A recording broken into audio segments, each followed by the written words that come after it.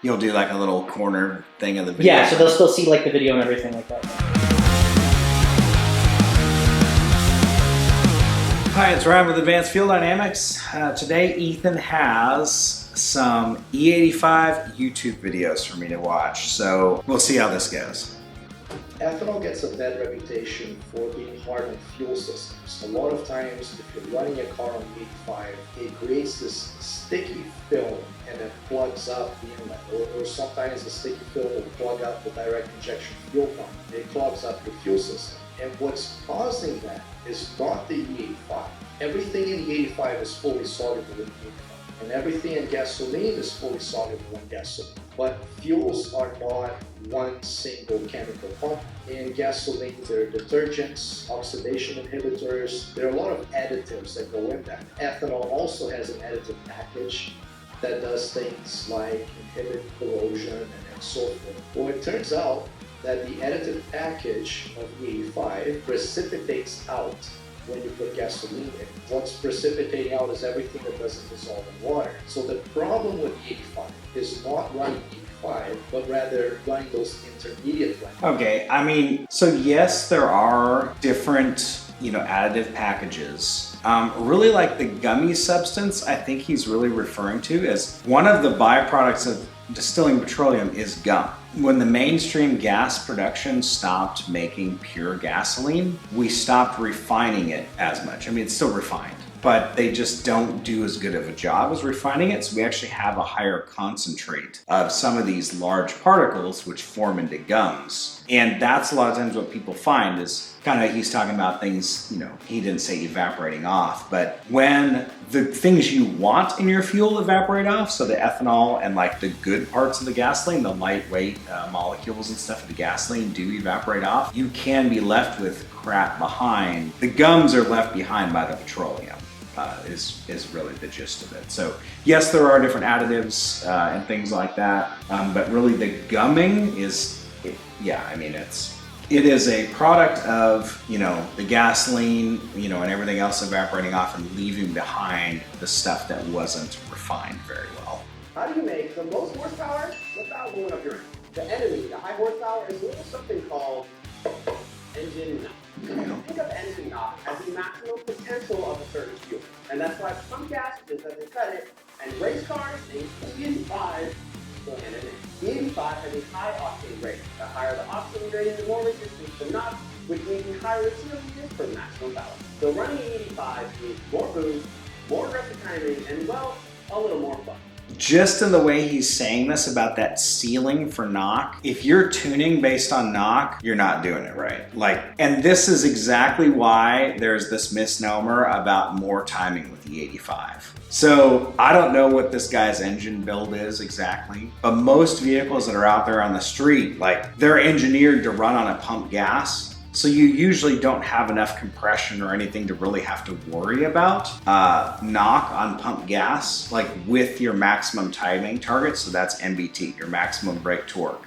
The times you have to worry about timing in E85 is if you have an engine that basically the timing number in which it makes its maximum torque exceeds what it's capable of doing on pump gas. And in that case, when you put a higher octane gas in it, then you can raise the timing up to a point where it's making that maximum torque. But for example, if you have a C6 Corvette, your timing, you could run more timing with 100 octane, but it's not really going to make, someone's going to say I'm wrong, but it's not really going to make that much more power because the maximum timing number as far as horsepower goes is going to be about the same. Now, if you gave it 13-to-1 compression ratio, that's going to be a totally different story because it actually needs that higher octane to be stable at its maximum torque number. A lot of it just sounds like that standard misnomer of, oh, you run E85, you run more timing. It's just not true most of the time. So let's see what else they have to say. You should also know, E85 is an ethanol-based fuel. Ethanol contains alcohol, which means that it will extract moisture from the air, causing water to get to your fuel system. And water can lead to corrosion over time. So if you want to protect your race car, it's a good idea to run a standby event, practice skid protection to help clean and protect, like an ethanol running fuel. I'm assuming they were paid for this ad because like water is fine in E85. In other countries where they run it as a primary fuel, they actually will run a certain percentage of water just to offset because it doesn't have really a negative effect. Ethanol can corrode aluminum and other, softer metals. Maybe someone makes one of these additives that will actually help with that, but I haven't seen that actually work out. To be honest, in any modern vehicle, it's just not something you have to worry about. Unless you have an 80s or older vehicle, all the fuel system stuff is designed to handle ethanol. Ethanol is a cleaner, like the last video, the guy was talking about things being soluble. So if you have an old car and you start running the 85, if you have junk or buildup in that tank or those lines or rails or whatever, it can lift that junk and wash it through your pump, through your injectors and all that. And that's when you wind up with stuff getting plugged up, usually, is when you go from, it's a 20-year-old vehicle, it's never run E85, to now you're running E85. The classic example we see all the time of this is an E60 M5 or M6. They have this interesting tank setup where they have pumps over here and filters over here. Well, those filters pretty much always plug up as soon as you put E85 in it. So we just tell people, like, get new fuel filters because it's pretty much like right away. And they're fine after that. It's just initially that, once you put it in, it flushes everything out. Those filters trap that stuff and it plugs them up. And the water really isn't that big a deal. I mean, we used to sponsor race boats, believe it or not, and that's all they ran was ethanol, and they're sitting in the water. And they never did anything, like they would leave the boat, off race seasons just sitting there, and they didn't do anything special. They just fire them up and go. So I think that's a little bit of a, no one's come back to their car, or no one that I've heard has come back to their car after 2 years of it sitting going, oh, I had a half a tank of water because the ethanol sucked all this water into my gas tank. That's just, you usually wind up with that gunk, like we talked about, from the gasoline separating off. So you know what's a big time move? That you gotta change your injectors to run E85. No, don't. On anything, you don't have to change your injectors to run E85. It's automatic. On Ford, on GM.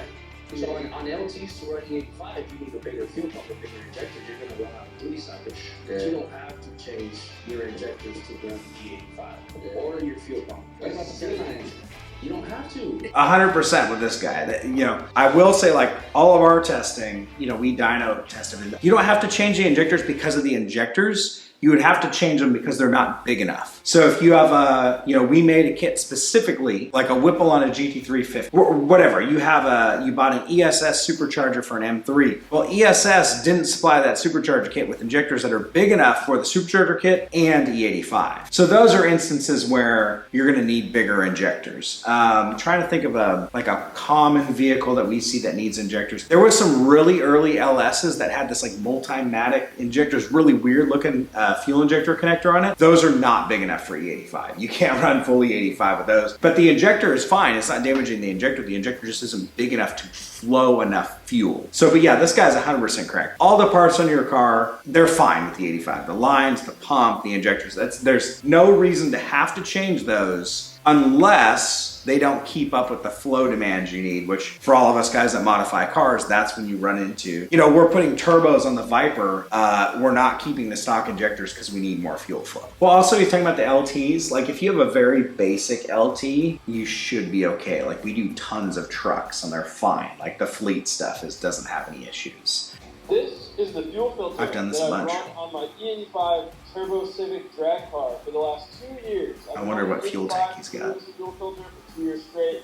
Have not taken it out, have not cleaned it until now. This is 6 a.m. And is this pump E85 or is this race? Got to a K-tuned inline fuel filter. It goes from dash 8 to dash 6, the 90 going straight into my fuel rail. Anyway, let's get the baby opened up and see what's inside. I've already loosened it. So it looks like it's just a spring. That's a tiny really filter. In there. Spring, and here's the filter element. So you can see this filter element is nothing more than just a wire mesh screen. Yeah, there's nothing on it.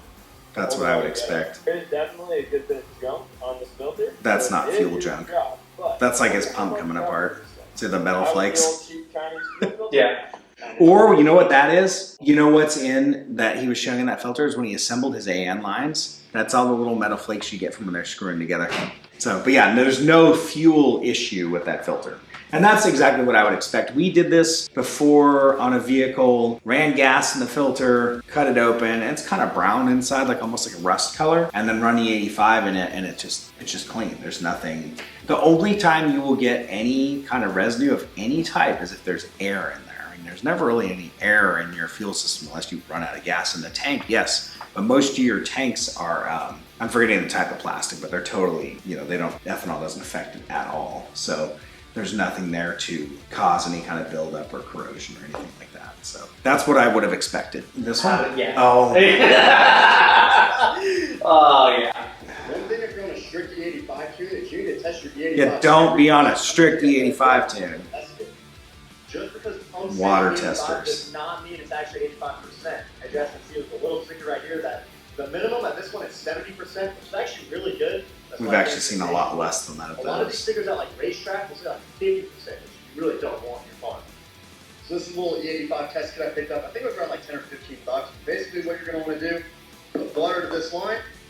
Okay, these test kits are for dealerships to see if they should void your warranty for using the wrong fuel. They're not there to be accurate. They're there to just say that there's something other than gasoline Test in the there. E85 and then shake it up and then let it sit and then it will show the level of ethanol.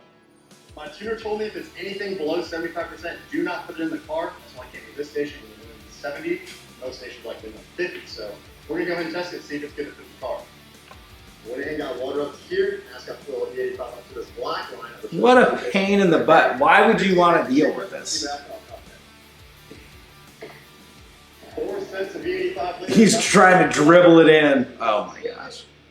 What a waste of time. And okay, the reason why these don't work too is they're saying that the ethanol is going to suck up the water.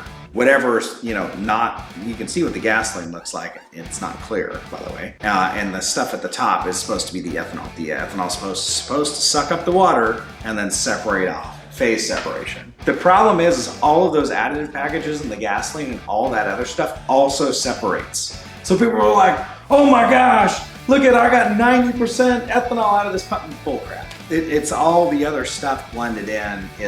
These aren't worth a darn. I've literally seen these be over 25% off. So the greatest one of those was someone that was saying they were getting 90% all the time. They showed me their water tester when we ran it through a sensor and it was like 60-something%. So it was like, yeah, about that. It's just, and it's a Mustang. Like there's like flex fuel in 20 minutes and not have to deal with that. True flex fuel sees the fuel right when it's hitting the motor and corrects for it so that it's always operating. I'm trying to think of like over the years, like when I've started hearing different things come into play.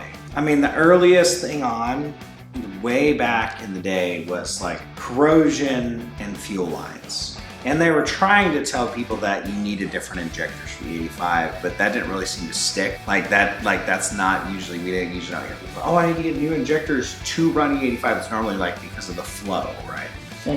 All that stuff, the concerning stuff, is basically when you let a vehicle sit. If your vehicle is going to sit, drain the fuel out of it. And don't get an E85 tune.